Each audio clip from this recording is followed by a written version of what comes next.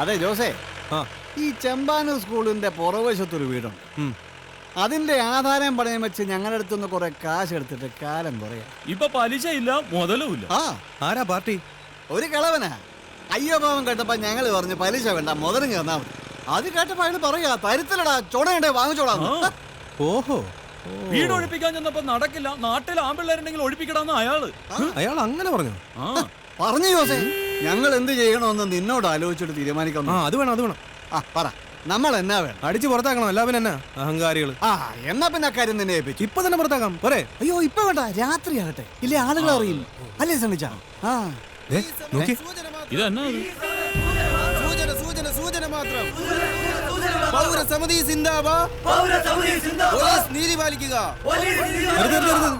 എന്നതാ പ്രശ്നം? മുല്ലപ്പെരിയാറാണോ? എന്റെ ജോസെ, പോലീസിന്റെ അഴിഞ്ഞാട്ട് അവസാനിപ്പിക്കണം. ഇന്നലെ രാത്രി നമ്മുടെ കുര്യച്ചനെ പോലീസ് ഓടിച്ച് കിണറ്റിലിട്ടു. കുര്യച്ചനെ പോലീസ് ഇന്നലെ രാത്രി?